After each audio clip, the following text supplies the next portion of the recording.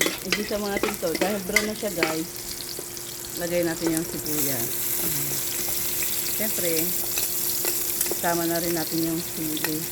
Hindi natin dilurog yung sili guys, baka may ayaw kasi ng sili. Tsaka nor cube. Tinapa nga pala yung pangsahog natin sa laing. Sama-sama na natin lahat yan guys.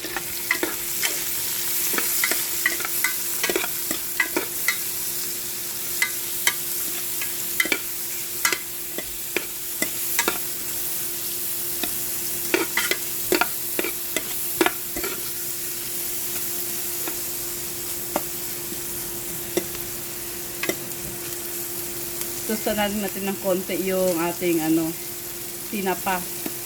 Dapat guys, masarap to kung meron pa sana yung yung anong tawag ito kanina.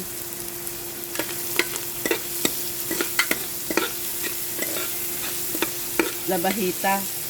Kaso wala tayong nabiling labahita kaya tinapang pansahog natin.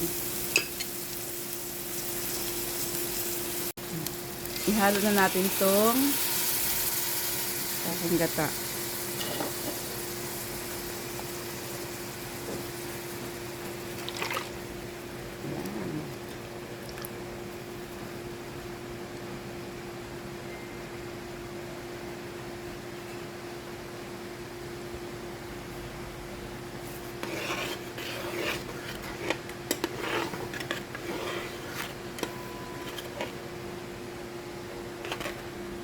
Ayan na guys, dahil kumukulo na siya guys, pinamantika ko lang sandali yan guys. Ilagay na natin itong laing. Pinakuluan ko na pala ito kanina guys, kasi ayaw sabaw. Kaya, gusto ko kasi guys, talagang yung purong gata lang talaga guys. Dinidrain ko na pala ito kanina.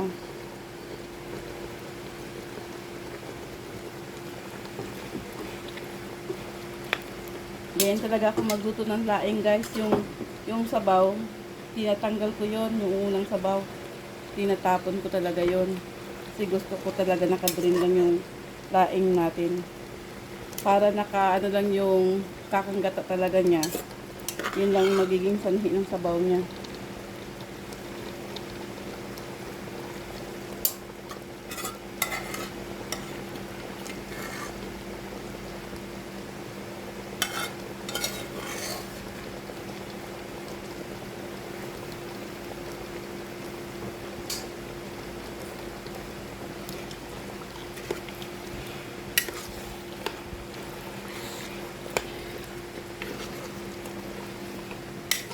Para malapot na malapot talaga siya guys.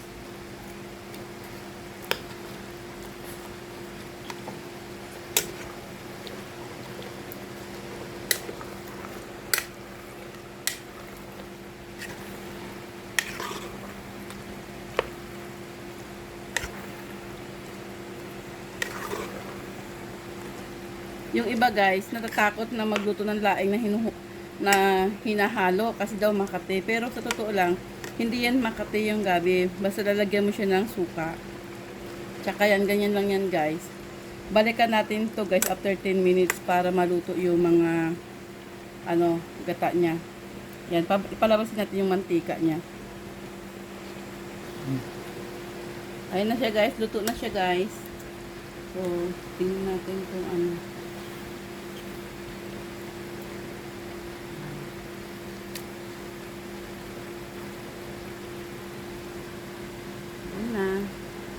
Thank you for watching guys. Bye-bye.